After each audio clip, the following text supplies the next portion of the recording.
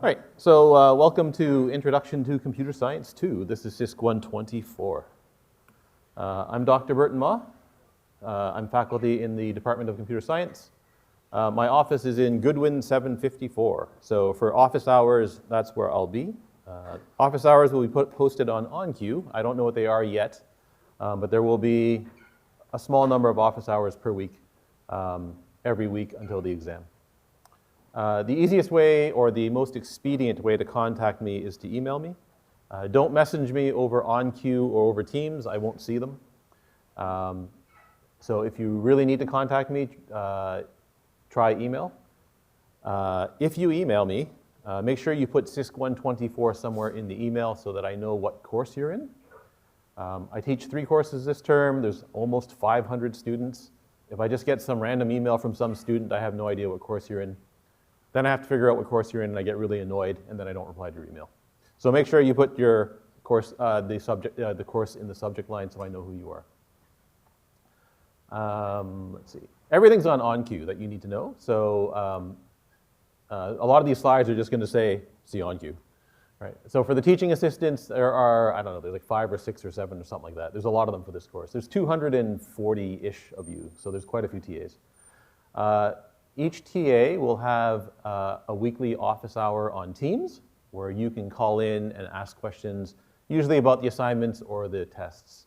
The TAs don't really know anything about the administration of the course. So if you ask them, can I get an extension on this assignment, or I can't make it to this test, can I get some sort of accommodation or things like that, they won't be able to answer those questions.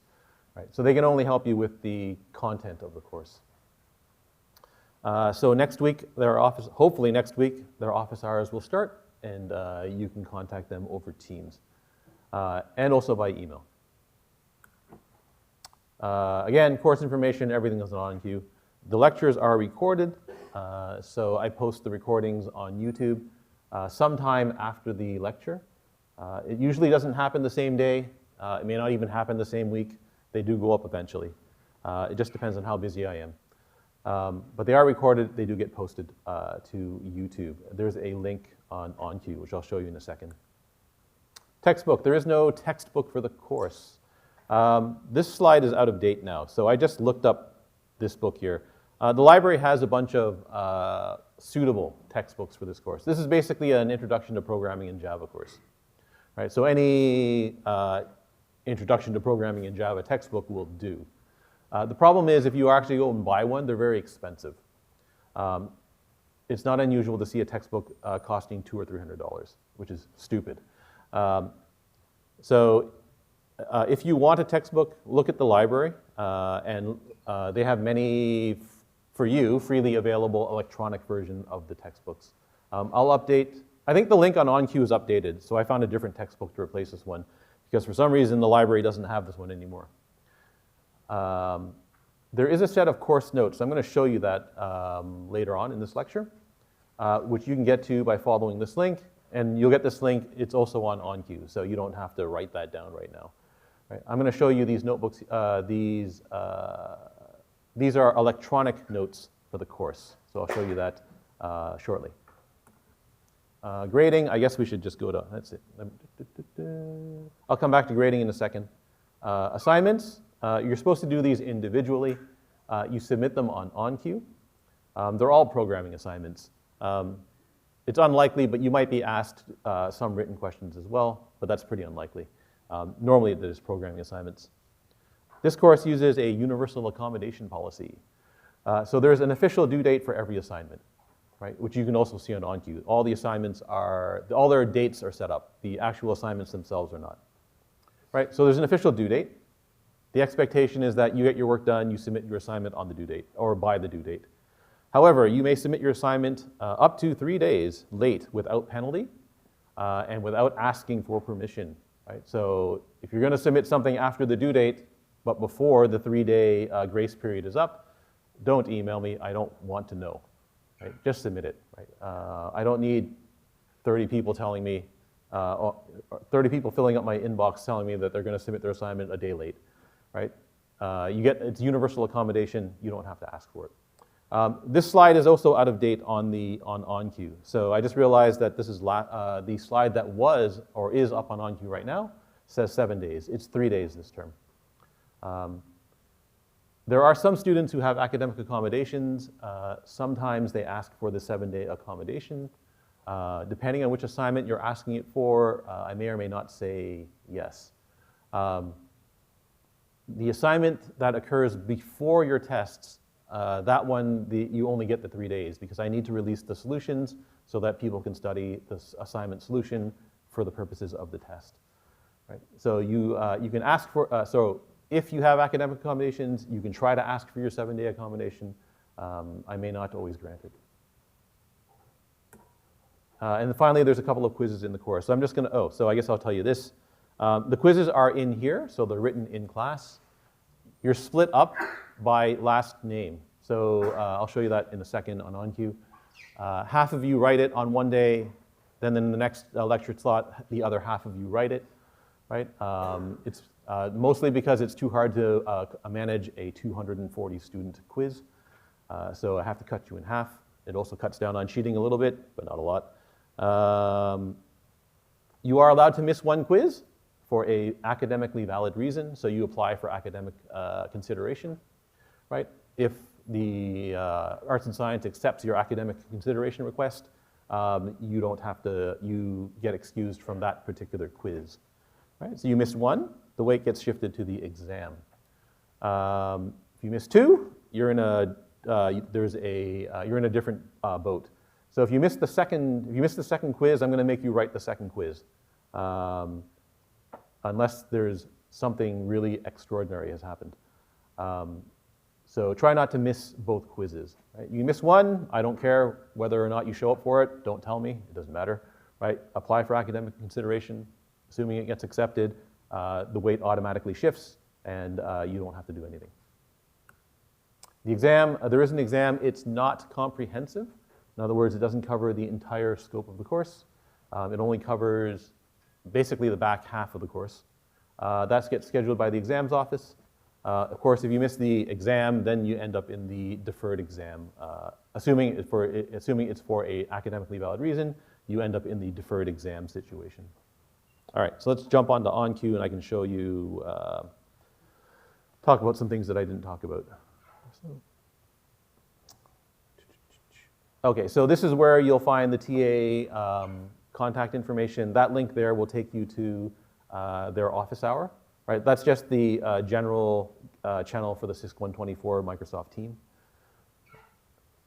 Your assignment due dates, they're all shown here, right? So next Friday is your first assignment due date, which you'll, the first assignment comes out later this week. And I'll talk a little bit about that later. If you go to content, over here, you can find out the course description, and down at the bottom, you'll see the grading scheme. Right? So assignment 1 is worth a little bit less than the other assignments. It's worth 5% of your grade. It's intended to be relatively straightforward. It's there to make sure that you've got everything you need set up on your computer to actually do this course. And it's also meant to introduce you to the Java language. The remaining 5 assignments are each worth 7%. You have the 2 tests. They're both worth 17.5%. The dates are already fixed, right? If your last name starts with A through K, you write on Valentine's Day. If your last name starts with L through Z, you write on the 16th. You must show up for the day that you're scheduled for. This is a little bit dicey for the students who have an Asian last name because it's unclear what you're using for your first and last name. So that can be a little bit confusing. The easiest way to do this is to look on OnQ. So whatever your name shows up on OnQ as, that is what I consider your first and last name to be. Right? And so you should show up for whatever one you're scheduled for. The second quiz, I flipped the last names, right? So A through K, you write on the 22nd, so you write after people who are L through Z. There's your universal accommodation period. I'll get you in a second. Excuse me. And there's your missed quiz policy there. Question? For the second quiz, the dates are on the Are they? week. Is it supposed to be March instead of Yes, those are supposed to be February. March, sorry. Let me fix. I'll fix that after class. Yes, those are March. Sorry. Yes. When we're writing the quiz, are we writing them on tiny, like, hand-side tables? Unfortunately, you are. Unfortunately. So that's the way it's going to work. Can I bring like a plywood to stick down? Piece of plywood. I mean, you can bring a clipboard or something. Sure. Awesome. Yeah, that's no problem. Any other questions? Okay. What else is on here? So if you go to course readings and resources, you need to set up, so you need to set up a Java development environment on your computers, right? It doesn't matter if you're on a Mac or if you're on Windows, or I guess for the possibly small number of you who might be on Linux, it's relatively straightforward to get set up to program in Java. You basically need to install a Java development kit, and you need to install some sort of Java development environment. So the recommended environment in this course is Eclipse. If you've used some other IDE, you're free to use the other IDE, but I don't give you any help with it. And I assume that you can import whatever I give you, because that works in Eclipse. Right? So if you click on that link if you're using Mac, and if you click on that link if you're using Windows, that will tell you how to install the 2 pieces of software that you need for this course. You're going to want to do that soon, so sometime this week. Once you've got Eclipse up and running, you can click on that link there, and that tells you that shows you how to use Eclipse or to start using Eclipse. Right? During the lectures, I'll show you a little bit about how to use Eclipse as well to do your programming work. But that link there will get you started. If you want the source code for this course, all of the source code is available via that link there.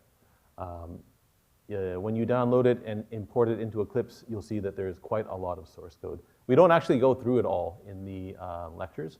The source code is the source code that accompanies the online notes, which I'll talk about next. So if you go to the lecture section, you'll find a link to the lecture files, and if you click on that, there's the link to the online notebooks, which I'm going to show you towards the end of this lecture. All of the lecture slides are here for you. If I update them, there will be a note here saying updated and the date that they're updated. The first one's going to be updated because I know already that there's a mistake in them. Right? It says you get a 7-day accommodation. It's actually 3. Right? There's your link to the YouTube playlist, so all of the lectures go here. Right?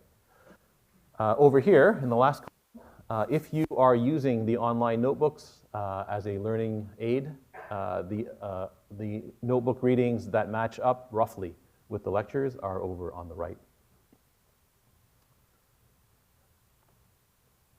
What else is here? Is there anything else here? I guess assignment and quiz solutions. So I always give you the assignment solutions after the assignment is due. They'll go there. I give you the quiz solutions after the quizzes have been marked. They go there, right? There's a sample quiz from fall 2022. There's a sample quiz from fall, also from fall 2022. There are sample exams from 2022 and 2023 with solutions on here as well. Right? So you have access to all of the course content now, with exception of the assignments. Right? The assignments get posted. So assignment 1 will go up probably Wednesday or Thursday this week, and then assignment 2 comes out after assignment 1 is due, and so on and so on and so forth. Right? The assignments, if you want to see their dates, you just click here. They're basically every 2 weeks, roughly, right? So your first assignment is due next Friday, and then the 2 Fridays after that, and then somewhere they switch to Tuesday. So I think on assignment 4, that switches to a Tuesday. And that's Tuesday, and that's a Monday. That's the last day of class, I think. Yes, I think that's the last day of class for this course. Anything else that's here? I don't think there's anything else here that's important right now. Okay, so back to the lecture slides. All right, so that's the calendar description of this course, right? So this is basically a course in object-oriented programming, right? That's essentially what this course is about. It uses the Java programming language, right? So for those of you who don't know what object-oriented programming is, it's one of the most widely used programming paradigms. Paradigm is just a way of doing things, right? And so object-oriented programming is one of the ways in which you can structure a computer program. Right? And so in CISC 121, you learned this thing called structured programming. Oops, sorry. Where'd it go? Right? So basically in structured programming, you've got control structures like loops, right? You've got conditions, so if statements, right? You have function calls. In 121, you may have done a little bit of object-oriented programming as well, right? But in this course, it's all object-oriented programming. Right? And so in a structured program, like the Python you learned in most of 121, right? All of your data lives probably somewhere in a main function, right? In one module somewhere, right? And then you pass that data around to a bunch of functions, and your functions operate on that information. In object-oriented programming, your program is structured differently, right? So a running program in object-oriented programming is made up of a bunch of these things called objects, right? Each object is allowed to carry with it some information, right? So we call that state, right? And each object can operate on the information that it holds, right? We call those methods. A method is more or less just a function that belongs to an object, right? So your program is made up of a bunch of these objects, and your objects talk to one another, right? So they interact with one another, and in object-oriented programming speak, we say that they pass messages to one another. That just means they call methods on each other, right? So one object can call the function belonging to another object. That object can call a function belonging to another object, and so on and so on and so forth. Right? As you progress, if you progress through computing science, right, you will learn as you go along that there are many, many, many, many other ways of structuring a program. Right? These are the two that we cover in, I guess, your first year and part of second year. Right? There's a course, what's it called? I think it's actually called Programming Paradigms, where you learn probably 4 or 5 or 6 different programming languages, all that work in very different ways. Right? But that's assuming you actually end up taking that course. All right, so I think most of you have programmed in Java probably in high school. The assumption in this course is that you've taken 101 and or 121. So the assumption here is that you've learned Python, and that's all that you know. Right? And so Java is a general purpose programming language, so it's not intended for any one thing, right? It can be used for many different applications. It's meant to be cross-platform, so it can run on many different types of computers. It can run on your laptop, on your desktop computer, it can run on a supercomputer, it can run on something that doesn't even look like a computer, like, I don't see we don't have one. Something like a Wi-Fi router or something like that, which doesn't actually look like a computer, but has a computer inside of it. Java is capable of running on those kinds of devices, right? And it's also an object-oriented programming language. I think it was invented in 1991, so much earlier than when most of you were born. So it's a bit of an older language, right? Slightly older than Python. And so if you've only been exposed to Python, when you start to use Java, you're going to find there are some pretty significant differences. The differences, though, are largely cosmetic. The most notable thing that the most noticeable thing that will affect you right away is that you have to type more in Java than you do in Python, right? In part, that's because it's an older language. Right? And so when it was invented, it was intended to address the shortcomings of these two languages here, so C and C++, which were the dominant languages at the time. They still are, actually. The C-like languages are still the dominant programming language in the world today. So it was intended to address some of the issues that these languages had. If you take CISC 220, you're going to learn programming in C. So when the language was created, it had these goals in mind. These aren't really important right now, but these were the design goals of the language. Okay, so where is it used? So it basically dominates the field of what's called enterprise software. So enterprise software is the software that's used by large organizations. So organizations that have many, many employees, and their software has many, many components. So there might be databases, there's networking, there's all sorts of other things. And all of these pieces of software need to talk to one another, and people need to be able to use all the software. Right? And so that falls under the term enterprise software. Java is one of the largest languages in that area. Right? On the server side, server side, I mean basically a computer that sits somewhere on a network, and then you can make requests to that computer over the network. So if you're watching Netflix or YouTube or something like that, right, all of that stuff is server-side software. There's some server somewhere that responds to your request to stream a video. Right? So on the server side, Java is quite common as well.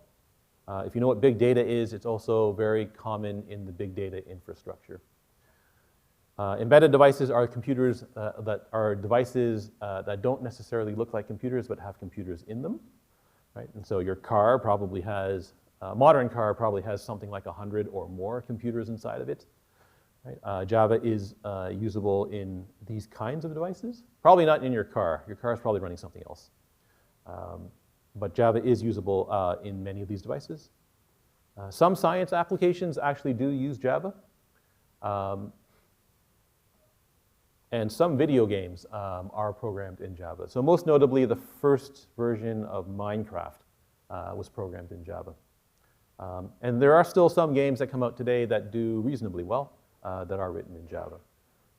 They're not the high-performance video games, so they're not like your AAA video games. Those are written in C or C++.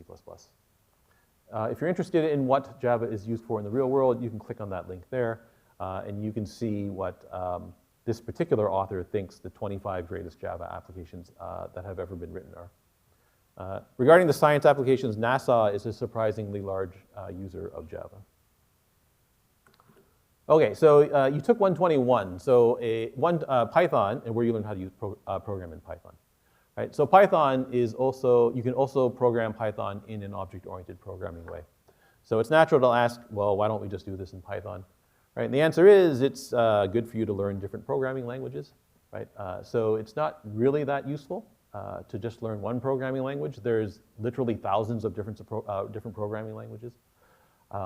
As people who might end up being professional software developers, it's actually quite important that you learn different languages so that you can see how the different languages do things. Eventually, as you move through the computing science courses, more and more of your courses start to use C and C++, right? And it is easier to transition from Java to C and C++ than it is to transition from Python to C and C++. Right? Java was meant to, well, the intent was that it would replace C and C++. It was not successful in doing that. So when they designed the language, they made it, the core language is basically C. So if you can program in Java, you can do a lot of C already. Right? And you need these for your upper year 6 courses. Okay, so again, because we're using Java in this course, if you want to work on your home computer, you need to set up a Java development environment on your home computer. Just follow the instructions on OnCue, everything should be fine. I guess if you don't want to set it up on your home computer, you can get an account on CastLab, and then you can work in CastLab if you wish. Right? CastLab is the computing science undergraduate computing lab. Right? I am using Eclipse in this course. Right? I do know that many of you probably have used some other type of IDE. Right? Those are fine. I can't support them. Right? So if you run into trouble using, say, NetBeans or something like that, I can't help you with it.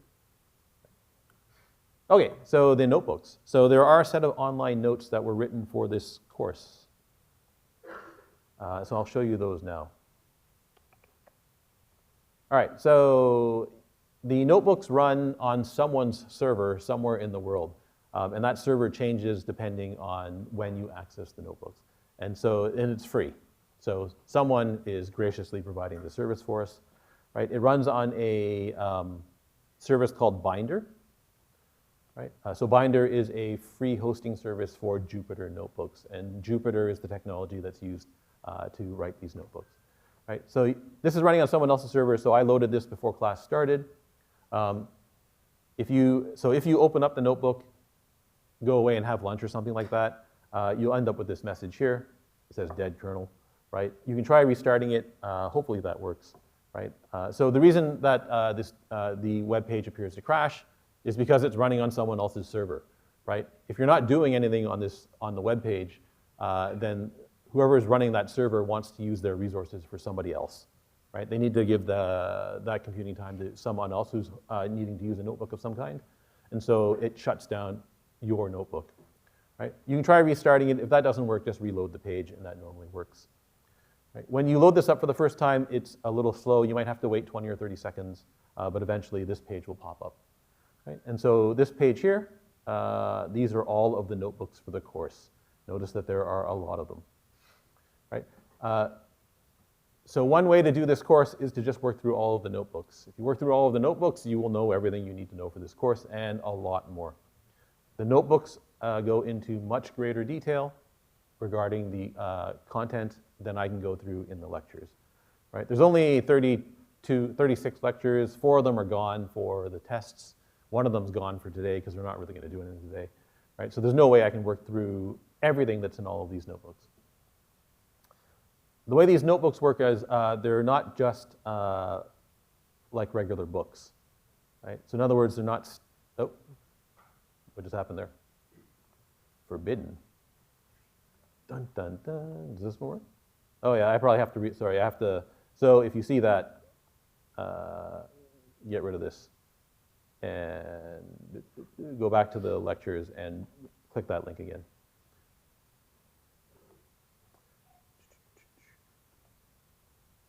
This is one, oh, sorry, Drat. Make sure you open it up in another window or tab. So this is one of the problems with the notebooks is that they do run on someone else's server. That server is not guaranteed to be always up, right? And so these notebooks it's not guaranteed that these are available to you 100% of the time. And so if it goes down like the night before the test, it could happen, right? Or the night before an exam. So these aren't a guaranteed resource, unfortunately. I used to make these available to students to install on their home computers, but it's a lot of software that you need, and it's not always a smooth process, especially if you're on Mac. And so I decided to just host these online. All right, hopefully this works now.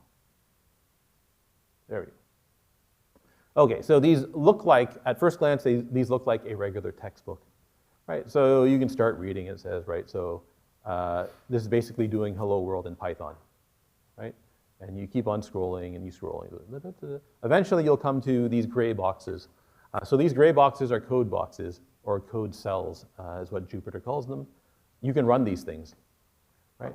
So depending on what your environment looks like, you might see a little play button here, right? Or in the cell menu, you might see a run cell, right? But you can run this cell. So if I click on that, the first time you do this, especially if it's Python in a Jupyter notebook, in a Java notebook, it takes a little while to do something, right? And it actually runs and generates some output, right, like that. Now the neat thing about these code cells is you can go in and edit them. So I can just do hello, and then you can rerun it, right? And that updates as well, right? And so you effectively have a Python environment inside your web browser.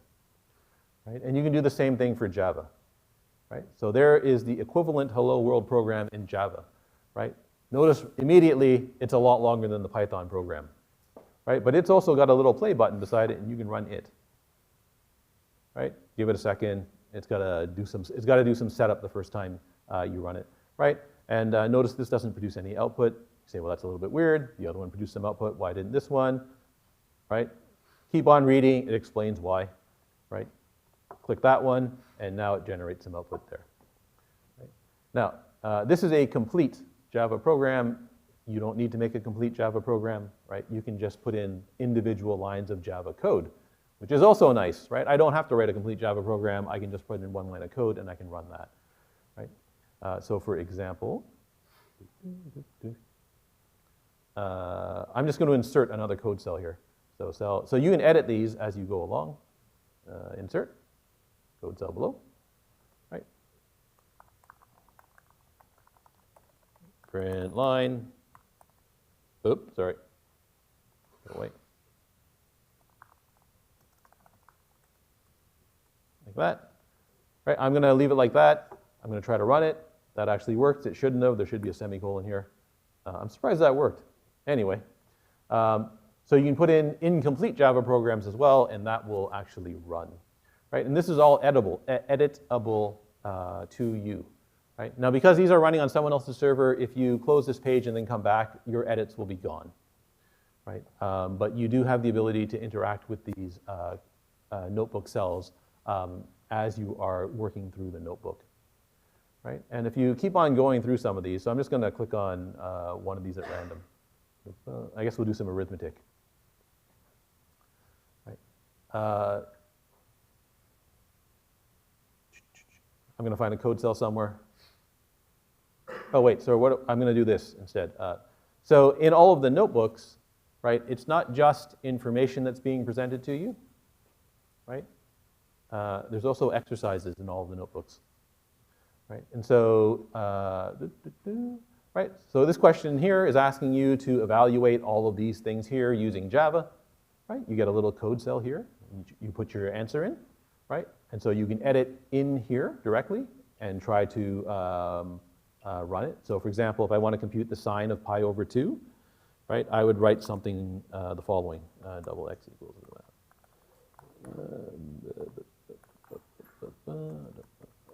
like that, right? And if I want to see the value, I would print it. Right? Notice when you have to print something in Java, it's a lot longer. You have to type in a lot more than you type in Python, right? And then you can look at the output here. As soon as it, again, the first time you run a cell in a notebook, it takes a while, right? And so there you get 1.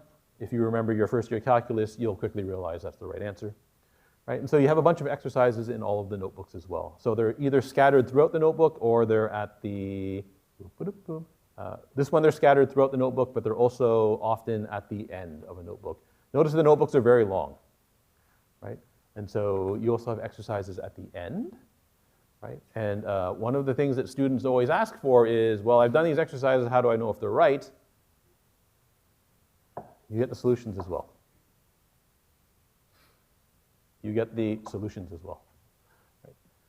And so as soon as this web page loads,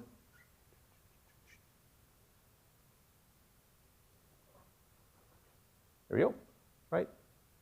For every exercise that's in a notebook, there is a corresponding answer. Often the answers are in a code cell, so you can actually edit the code cell again and look at what happens when you edit the code cell, right? And so you have both the exercises and the answers for all of the exercises, right? So again, notice that the notebooks, they're very long. They are meant, it's essentially meant to be a textbook, these notes, right? And so if you're working through the notebooks, and you realize there's things that are in the notebooks that weren't discussed in the lectures, you shouldn't be surprised. I don't have time to go through all of these topics in the lectures. For the purposes of the test and the exams, the only thing that you will be tested on are the content that is covered in the lectures and the assignments. Right? You will not be tested on the content of the notebooks. Okay? And so the notebooks are there as an extra resource for you to learn from. So they are meant to supplement the course material. They're not there as the course material, right? And you're free to use them in any way you want. They are under a Creative Commons license, so they are open sourced. If you want to get the source for all of them, they're on my GitHub. You can just look, you can just go to GitHub and look up my name, and you'll find me. Right? And so that's the notebooks. Right? And so if you are looking for another resource, I would encourage you to take a look at the notebooks. So if there's something that you're unclear about from a lecture, go find the corresponding notebook, look there, and there's probably a more complete description or more complete, more complete description of the topic in the notebook. Right. All right, any questions about how this course is going to run or about the course in general? Yes? Yes, you do have to write code on the tests. Yes? How much emphasis is there on formatting? On formatting. So your assignments, some of your the earlier assignments, the TAs are marking for your programming style, which includes formatting, right? But if you're asking for the tests, then I don't really pay attention to formatting for the tests. Yeah. Right. Yeah.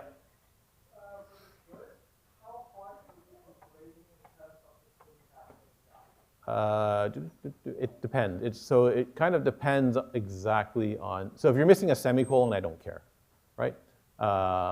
If I ask you to use an array and you end up using a list, then I care, if you know what an array and a list are in Java, right? That's one of the biggest mistakes that students make in this course. So not super picky on syntax, but it has to read like Java, not like Python. Right? I guess that's another thing to point out.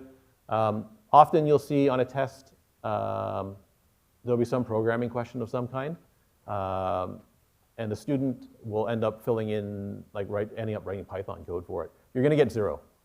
Right? This is a Java course, it's not Python. Right? So if you don't know how to do something in Java, that's a problem. Right? Filling it in Python is not going to help you. Any other questions?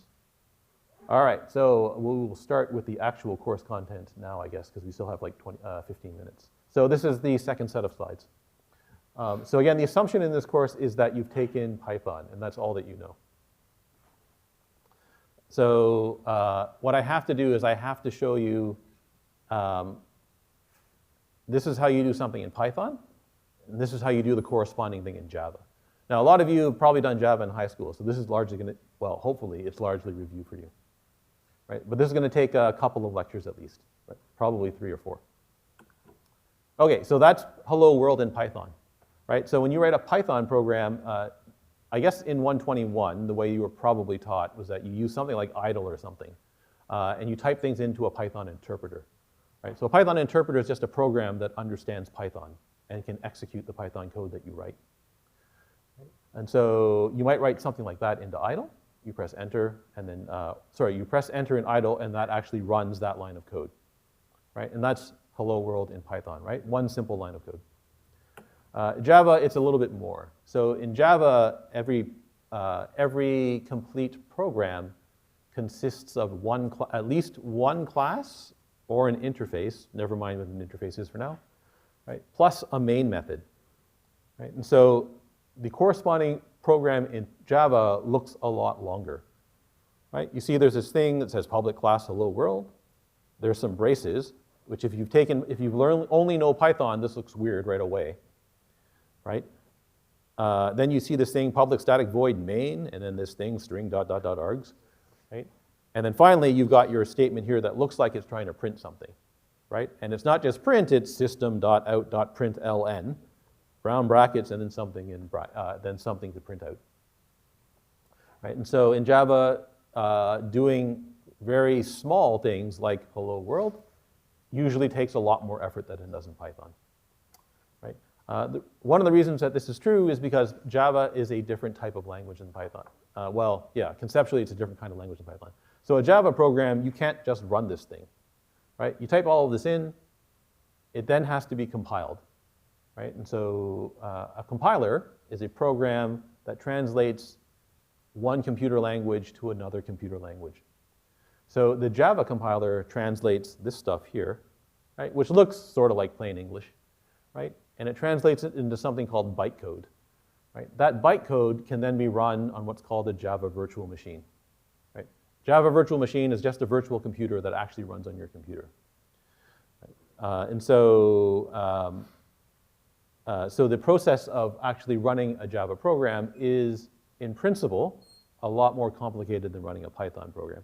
Now, it turns out that in practice, that's not really true. So in Eclipse, right, so this is the IDE that you're going to be using for the course. Right? So in Eclipse, you can write this hello world program. Right? So if you follow the instructions on OnQ, it'll take you through all of this. Right? It'll show you how to create your first project, how to make a class, and in particular, it shows you how to do hello world. Right? But I can type this all in here. So I can do public static void main string ... Hey, sorry. Like that, and then I can do system.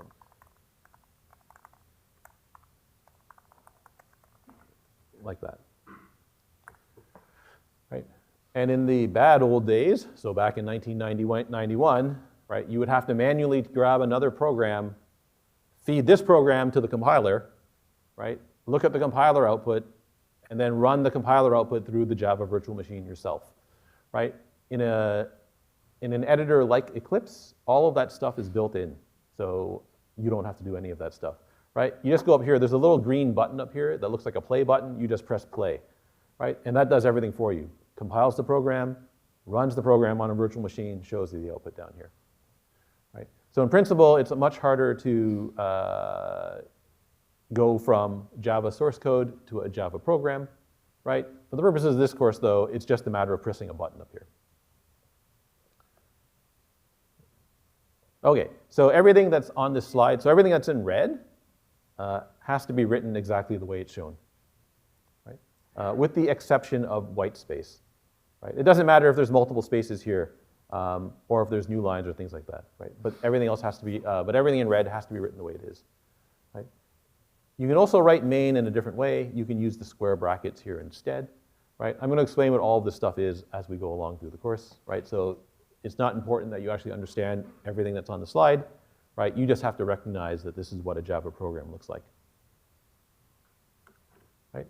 Okay, so every complete Java program belongs in a class, right? It has to live in a class. It can also live in something called an interface, but that's for like week 6, right? So for now, it's going to live in a class. A Java class has a name, right? And so when you create a class, for the time being, it's always public and then class, right? And then you give it a name. So Java programmers follow a convention for naming things in a Java program, right? When you name a class in a Java program, Java programmers are going to expect the class name to look like this, right? The first letter of the class name is always capitalized, right? So big H, hello. If you have a multi-word name for the class name, right, all of the subsequent words also start with a capital letter, right? So it's big H, hello, big W, world, hello world, right? And this is called upper camel case. Right? The Java compiler, the thing that actually reads your program and turns it into a runnable program, doesn't care, right? You can call this, you can use whatever letters you want here. It doesn't care, right? But Java programmers do care. They're going to expect that to be a capital. They're going to expect that to be a capital, right? Despite what you might see on the internet, right? The standard, the Java convention for class naming is always a capital letter here. Right? And so the expectation for you in the course is that when you name a class, it always starts with an uppercase letter. Right? So for the symbols that you can use in the class name, you can use letters. It has to start with a letter. You are allowed to use numbers. You are allowed to use the underscore. You should generally avoid the underscore unless you have a good reason for using it. Right? But you are allowed to put numbers in the name as well. Right? Okay, so there's another big difference if you're looking at this program, if you only know Python. There's a semicolon at the end of the print statement. Right? And so Java statements, for the time being, they all end with a semicolon. Right? That's not exactly true, but it's the easiest way to convey the idea at this point. Right? So if you drop that semicolon off, like that, right? Save your program and run it, the compiler is going to complain, right? Notice down here, right? It says, blah, blah, blah, blah, blah, unresolved compilation program, right? Syntax error, insert a semicolon to complete a block statement, right? So it's trying to tell you, well, Eclipse is trying to tell you, I guess the Java compiler is trying to tell you, right? There's something wrong with your program, you're missing a semicolon here, please put the semicolon in, right? The Eclipse editor also tells you that there's a problem. Notice over here, there's a red X, right? If you hover over the red X, it tells you what the error is, or what the compiler thinks the error is. It's not always accurate, but in this particular case, it is, right? It's telling you you need a semicolon here, right? So that semicolon has to be there. It's not optional, right? So you fix your error, you save your program, you run it again, and now everything's fine. Right? Okay, so there's a inside this print statement, that thing there is a string, right? Hello world, inside double quotes, right? Is a string. So in Python, you have strings as well, right? But Python doesn't care what type of quote you use for the string. You can use single quotes, you can use double quotes, you can use triple single quotes, you can use triple double quotes. It doesn't matter, right? As long as they match, right? As long as the opening and closing quote matches, right? Everything's fine. Right? That's not the case in Java. Right? In Java, you must use double quotes for a string. Right? Okay, Python's print function is actually a really interesting piece of software. It's actually quite powerful what it can do, right? And so Python's print function lets you print out multiple things. You separate the things with commas, right? 2, comma, the string plus, comma, the number 3, comma, right? The string equals, right? And then comma 5, right? And that prints out 2 plus 3 equals 5, right? The print statement automatically inserts a space between each item, unless you tell it otherwise, right? Java's print line or println function method doesn't do that, right? So system.out.println, you can only put one thing in here, right? And so the thing that you put in here, normally it ends up being a string, but it can be other things as well, right? If you wanted to do the same thing as that, right, what you would do is you would join the individual pieces together using Java's concatenation operator, right? So the plus operator in Java will concatenate a string with something else, right? So it'll join a string with something else. So I can join the number 2, with the string plus.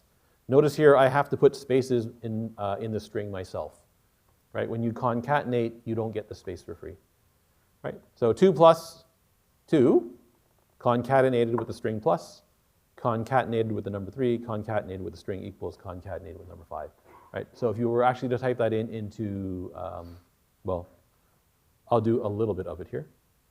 So I'll do a simpler example. So system. So sysc plus 124,